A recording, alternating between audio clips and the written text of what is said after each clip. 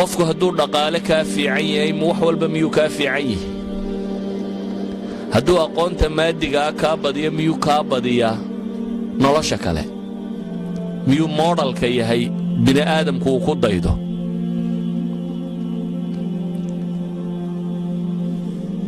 caalamkaynu maanta joogno waa caalam la yidhaahdo cuquusha waa la weeraraa caqliga bini aadamka waa la weeraraa si wixii la rabo looga dhaadhiciyo wuxuu amaha xumaado amaha fiicnaado waa in cidi uun danka leedahay misaal basiidaan idin siinaya maalan ogostii dhoweyd 11keedii anigoo toronto jooga een tv shiday CNN baa ka soo baxay CNN markaa nin baa la waraysanayaa ninka la waraysanaya wuxuu leeyahay qaanuun baan raadinayaa in la sameeyo adduunku gaar ahaan United Statesku Maraykanku inuu ictiraafo maalinta nigiska buu leeyahay nigiska soo ma taqaaniin underwearka buu maalin rabaa in la siiyo waa kuwan maalinta AIDSka maalinta waxaa maalinta soo ma maqashaan wuxuu rabaa maalintii nigiska in la sameeyo signatures buu ururinayaa 50,000 buu marinayaa 50,000 oo signature buu marinayaa saxiix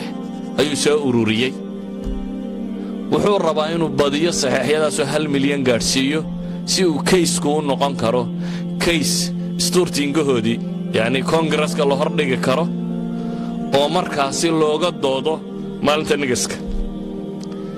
waxay weydiiyeen maalinta nigiska maxaa laga faa'iidayaa bay yidhaahdeen wuxuu yidhi markii aan daraasayey waxaan arkay buu yidhi suuq dhaqaaloo fiican inuu ku jiro waxaan dareemay buu yidhi nigsaanta lagu xidho maraykankaan xisaabiyey waa $13 bilyan baa ku baxa buu yidhi haddaan maalinta nigiska sii sameeyo buu leeyahay markaa waxay noqonaysaa waa market aad u cajiiba markaa marketkaasaan rabaa inaan qabsado buu leeyahay si uu marketkaa u qabsado ayuu ummadda dhan wuxuu rabaa inuu u sameeyo maalintii nigiska maxaan markaa maalinta nigiska tusaale ugu soo qaata yani waxa weeyaan waxaan laynoo sheegaya tirada badan leh nolosha macna kama leh innagunbaa wax waynu aragnay waxa magac lagu tiriyey waxaa laga yaabaa maanta haddii aan idin weyddiiyo nebi muxamed imise carruuruu dhalay inay adkaan doonto cidda si fiican uga jawaabi doon laakiin haddaan idin weyddiiyo David Beckham imisuu dhalay waa la wada garan karaa waayo Beckham iyo Maradona iyo kan iyo hebellada tani waa laynoo buunbuuniyey dabeetana wax weynoo cajaba baa laga dhigay laakiin riyali haddaad caqli fiican ku eegto maxay qabtaan caag baa loo neefeeyaa dabeetana eryaa la yidhaahdaa 2 birood dhexgeliya soo intaa maaha intaasi nolosha bini aadamka maxay ku kordhisaa caag haddii la neefeeyo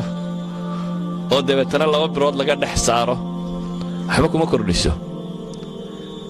laakiin waxaa loogu talagalay in qaabkan laynoo fakarsiiyo waxaa layidhi ninka kani caaggaa la neefeeyey 2 birood la dhexeeyo $40 milyan oo dhaale ku qaataa $40 million ayuu ku qaataa waxaa jira Western Europe dhallinyarada waxaa loogu talagalay in la mashquuliyo qofku markuu dhallinyaro yahay in la mashquuliyo qaab waxbarasho dheer in la geliyo 12 sannadooda oo asliyan ku salaysan in da'da intuu ka yariyo qofka si loo hayn karo aanu suuqa shaqada iyo waxaasi u soo gelin mar labaad in qofkan la mashquuliyo oo laga mashquuliyo qadaayaadka bulshada maalan Yurub lixdanada wixii ka horreeyay dhallinyaradu khatar bay ku hayeen siyaasadka Yurub waxaa bedeli jiray lixdanadii wixii ka horreeyay ardada jaamacaadka ku jira France oo kale 1968kii ardadii jaamacaadku inqilaabadii waxay sameeyeen waxay qarka u gaadhay in mar labaad thawra Faransiya dib loo inqilaabo waxay ahaan jireen shuuciyiintii hore dhulkii ugu tirada badnaa ee ka faa'iideysteen dhalinyaro joogay jaamacaadka iyo wixii ka hooseeyay laakiin dadkaasi si suuqa siyaasadda looga saaro waxa loo fakiray suuq cusub in loo sameeyo sport and music baa la geliyey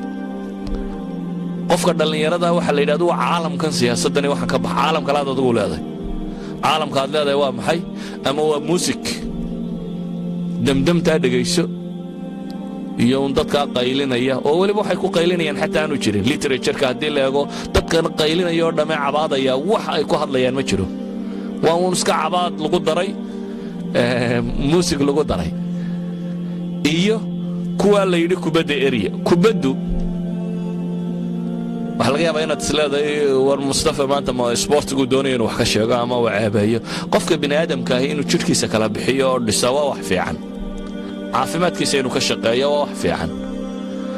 waagay kubaddu wax caafimaad uu loo adeegsada ahayd hobby bay ahayd hobbyga maxaa la yiraahdaa qofku shaqo haystay waxana hobby ahaan buu sameyn jiray ma jirin nin yiraahdo kubad baan ka shaqeeyayo intaan soo kalaho lacag lagu siiyaa ma jirin qofku shaqo kale uu ka lihi jiray dhakhtar buu ahaa askari buu ahaa booliis buu ahaa siyaasi buu ahaa shaqo kale uu haystay kubadna waa ciyaari jiray kubaddu markaa waxa iska ahayd nooc entertainment yar oo fudud iyo inta ugu badan la wuxuu qofka bini aadamka isku dayo jirkiisa inuu ku kala bixiyo laakiin ka waa laga saaro waxa la geeyo suuqii dhaqaalaha waxa laga dhigay shirkadka ugu waaweyn ee maalqabeena waxa laga dhigay inamadan yaryar ka dhex boodbooda in mid waliba 40 milyan qaato waxa laga dhigay in dadkoo dhan usbuuc dhan dunida oo dhamay TV-yada hor fadhida la yiraahdo koobkii dunida la ciyaaraya koobka dunida muxuu yahay usbuuc kale in la hor fadhiyo la yiraahdo koobkii Yurub la ciyaaraya dadkii oo dhan kooba bay daawanayaan waayo waa model si loo sameeyo la rabo dadku inay noocan ugu daydaan waxa laga yaabaa adigu maanta inaad adna isweydiinin subaxii markay iskuulka isugu timaadaan waxaad tirahdaan xalay yaa badiyay liiga ka sareeya toddobaadkan Manchester United baa ugu sareysa iyaba lagu muransayay Real Madrid baa wada maxaa waxaan keenay waxa weeyaan iyadoo ay luntay huwiyadii ama identity-gi qofku waxaynu u baahanay inagu inaan isweydiino identity-ga kumaatay man ana inaad marka hore isweydiiso kumaanahay maxaan u noolahay maxaan rabaa inaan dunidan ka qabto maxaan u joogaa haddaad taa garato waxaad garanaysaa yaad ku dayanaysaa markaa yaa model ku ah yaa tusaale ku ah oo aad ku dayanaysaa waxaynu u baahanay inaynu garanno inaad tahay qof muslima oo ilaahay rumeeyey subxaanahu wa tacaala waxaad garanaysaa noloshu inaad wakhti yar joogayso wakhtigaa yar aad joogtaana inuu yahay wakhti lagu itixaamayo lagugu talagalay inaad ka faa'iidaysato waxaad og tahay in aad dhiman doonto dabeetana lagu soo bixinayo aakhira la imanayo wakhtigii yar ayaad joogtay wixii aad qabatayna in lagugu xisaabin doono yaa model ku ah markaa yaa tusaale ku ah ilaahay baa qur-aanka inoogu tilmaamaya cidda tusaale inoo ah ilaahay subxaanahu wa tacaala intuu ambiyada ka soo warramay buu wuxuu leeyahay ulaa'ika aladiina hada allah fabihudaahu muqtadih kuwaasi baa ilaahay leeyahay subxaanahu wa tacaala waa kuwii alla hanuuniyey ee fabihudaahu muqtadih hanuunkooda ku daya baa ilaahay leeyahay subxaanahu wa tacaala hanuunkooda yacni suluugooda dhaqankooda qaabkay u fakarayeen qaabkay u cibaadaysanayeen qaabkay nolosha u arkayeen siday u fakarayeen iyaga kaga dayda baa ilaahay yidhi ilaahay qur'aan wuu soo dejin kari lahaa sidiisa u qoran oo dadka la yidhaahdo akhristoo faahfaahsan laakiin ilaahay wuxuu soo diray waxyi kastoo uu soo dejiyey rasuul baa la soo raaciyey rusushu maxay qabanayeen waxay qabanayeen inay noqdaan tusaalaha xayiga tusaalaha nool ee loogu talagalay bini aadamku inuu ku daydo si uu u raaco waxay ahayd tusaale la rabo in dadka la tusiyo koow waxaan la faray inuu yahay wax la samayn karo fii maqduuri albashar bini aadamka awooddiisa wax ka mida inuu yahay inuu ariiqa saxa yahay qaab nololeedka ugu fiican inuu yahay ciddii tilmaami lahayd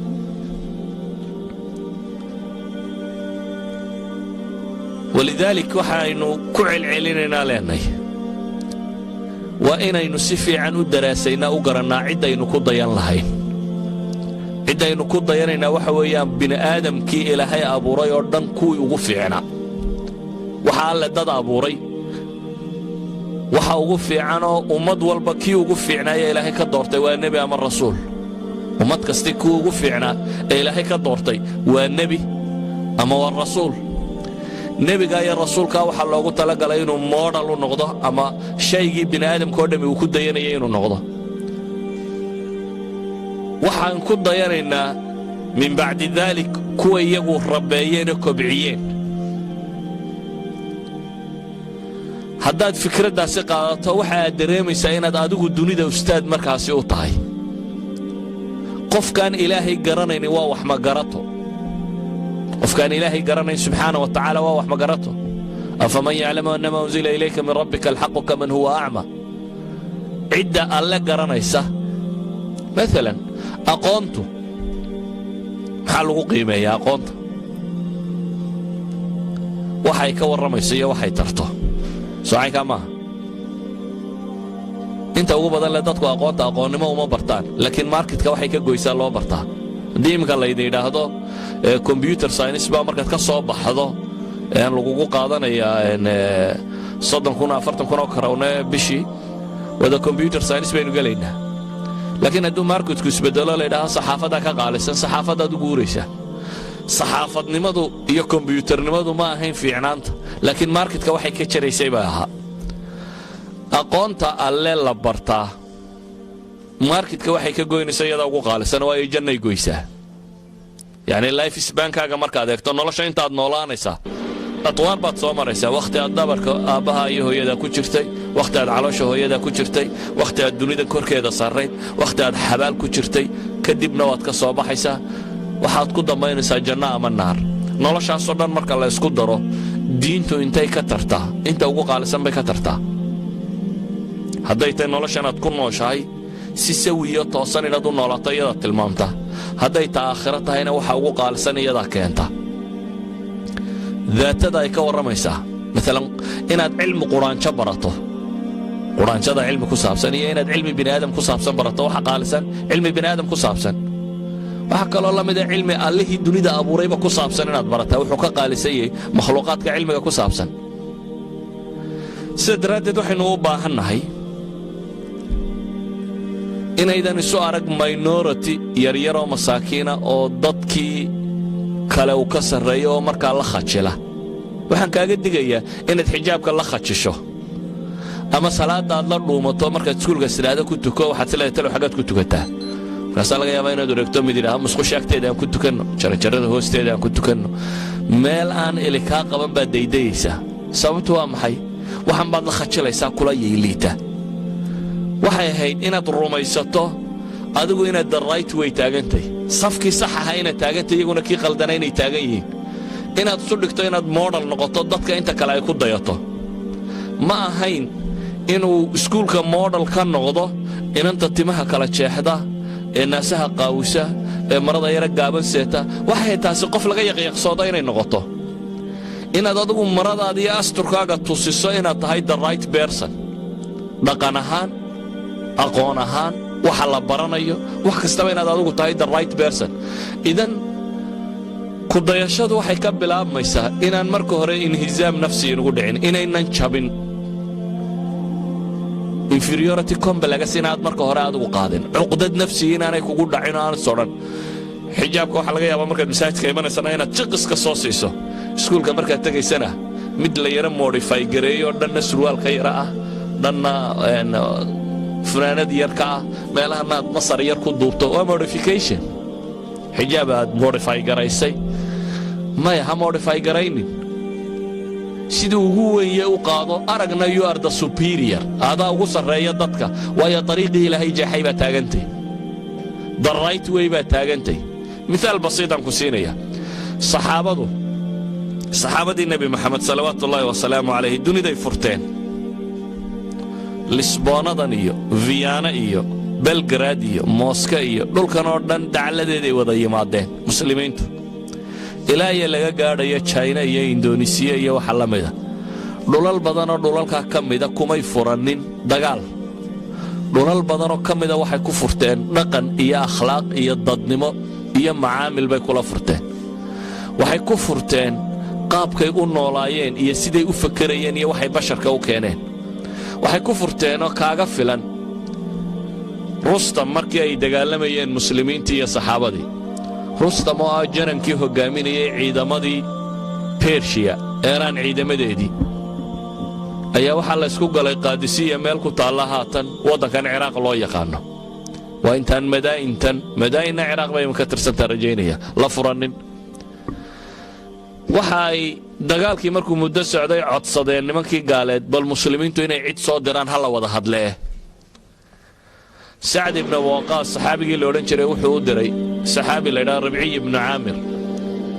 ribci waxaa loo diray inuu wada hadal la soo sameeyo janankii ama boqorkii watay ciidamada gaaleed. dabeetana wuxuu u yimi isagoo faraskiisii yaraa wata oo hubkiisii xidhan ayuu meeshii yimi. boqorku wuxuu ku tala galay ninka kan inuu nafsad ahaan jebiyo. dabeetana waxaa la dhigay red kaarbadka wada taqaani soo maaha. madaxdu markay dawladda ka soo degayso kacase la dhigo soo ma taqaanin ee ay soo dul socdaan. red kaarbatiskaasaa meel walba la dhigay. dabeetana sariir buu boqorkii dhigtay wada dahab iyo waxaasi ka samaysan si uu halkaa ugu qaabilo ninkan muslimiinta u imanaya. ninka muslimkii waa nin dagaal ka soo baxay, faras yar iska wata oo 4-5 bilood dagaal ku soo jiray oo rafaad baa dee ka muuqda nin dagaalansan. wuu soo socday waxay yidhaahdeen boqorka looma tago adigoo hubka sitee hubka dhig. wuxuu ku yidhi anigu idiinma imana idinkaa ii yeedhay, hubkayga ma dhigaya anigoo waxayga sita haddaad rabtaan inaan u tago waa u tegaya, haddii kalena waa iska noqonaya. boqorkii baa loo tego waxaa la yidhi boqorow ninkii wuxuu diiday inuu hubka dhigo. yani waa aragteenoo dee madaxda hub loolama galo waayo dadka kanimaha dad ilaahay aaminsan oo iskhiyaamaynayaan. laakiin ninka muslimka ay qowlkiisu ku dhaqmaa. saasi daraaddeed intuu qowl sameeyo qadri kama dambaysiyo waxma khiyaameeya. haddana wuxuu yidhi hubkayga dhigi maayo anigoo hubkayga sita haddii loo baahan yahy waan u tegaya boqorka. waxaa la yidhi boqorow ninkii hubkii diid inuu dhigo soo daayaa la yidhi maca hubkiisa. faraskiisii yaraa buu soo duleriyey baa la yidhi qadiifadihii red kaarbadka ahaa. boqorka agtiisa markuu marayay baa la yidhi intuu faraskii ka daadegay ayuu barkimooyinkii waaweynaaye meesha la dhigu mid ku xidhay bay yidhahdaan culamada taariikh. mid ka mid ah barkimo hoggaankii yaraa ee faraska ugu xidhay. dabeetana wuxuu yimi boqorkii markaa su'aal buu weydiiyey maxaa idin soo saaraya. wuxuu ka fakerayaa dadkan ma gaajaa waddankoodii ka keentay ma waxan baa keenay. haddii markaa ay tahay gaajo iyo baahi uun waxan wada dee waxbaa laydin siinaya iska noqda baa la rabaa in la yidhaahdo. maxaa idin soo saaray baa la yidhi. wuxuu ugu jawaabay markaasi ilaahay baa na soo bixiyey waxaana naloo soo bixiyey inaannu dadka ka saarro dulmiga diimaha aannu u saarna cadaaladda islaamka, inaannu ka saarna cidhiidhiga adduun oo aannu u saarno ballaadhkeeda. isagaa cidhiidhi dad ka saaraya min dayqi dunya ilaa sicatiha. cidhiidhi adduun buu ka saarayaa, ballaadh buu geynayaa. ninka kani muxuu rumaysan yihi meeshaan uga socda baytulqasiidka waxa weeyaan ninkani wuxuu rumaysnaa inuu isagu yahay ustaadkii dunida loo soo diray, brofesorkii loogu talagalay inuu caalamka wax baro. muxuu barayaa? wuxuu barayaa waxyu samaa, warkii alluu sidaa. ninka ilaahay warkiisa sidaana cid kasta isagaa ka aqoon badan, waayo wuxuu sidaa aqoontii ugu sarraysay. sidaa awgeed buu wuxuu u soo bandhigayaa isagoo kalsooni qaba ayuu wixii uu rumaysnaa soo bandhigayaa. adigana waxaa laga yaabaa adigoo muslima oo islaamnimo rumaysan oo caynkan inaad la dhuumato, inaad isku daydo inaan dadku ku ogaanin inaad muslim tahay. waa wax faal xun. waxaan leenahay marka waa inaad garataa shakhsiyaddaada kumaa tahay. waa inaad garataa adigu muslim baa tahay, kuwa kalena waa gaalo. taa macnaheedu waxa weeyaan adigaa ku taagan dariiqii saxa ahaa, iyana waxay taagan yihiin dariiqii qaldanaa. taa macnaheedu waxa weeyaan adaa macallinkii la rabay inuu dadka wax u sheego wax tilmaamo, iyana waa ardadii la rabay inay wax bartaan. taa macnaheedu waxa weeyaan adaa marada aad sidataa maradii loogu talagalay inay bashariyadu ku dayato. adaa moodhalkii la rabay in la buunbuuniyo, iyaguna way qaawan yihiin. waa meel laga naxaabay joogaan, waa hilib wadhan meel aad looga naxaabay joogaan saa daraaddeed aday ahayd inaad isu dareento inaad tahay qudwadii ama ciddii bashariyada hogaaminaysay horkacaysay ee ariiqa sawaabka ah rabtay inay gaadhsiiso waxaa aad u foolxun markaa qofkii halkaa laga rabay inuu isagu intuu cuqdad qaado uu dambeeyo inuu isagu noqdo qof ka cabsada wixiisii inuu soo bandhigo bilaahi calaykum waxaan idin weydiinayaa haddii inanta isqaawisaa isqaawin ku faanaysa adigu maxaad mare ugu faani kari weyda yacni say macquul u tahy hadduu kani gaalnimo ku faanayo ilaahay ma rumaysnay ilaahay baan rumaysanay si aad ugu faani kari weydaa ahlu naar baan ahay hadduu kuugu faanayo ahlu jannaan ahay si aad ugu faani kari weyda geedi naar ku sii guuraya inaad daba guurtaa miyay fiicantahay adoo janno arkaya geedi naareed dadaad aragto hayaana oo guuraya oo naar u sii raran inaad ka daba guurtaa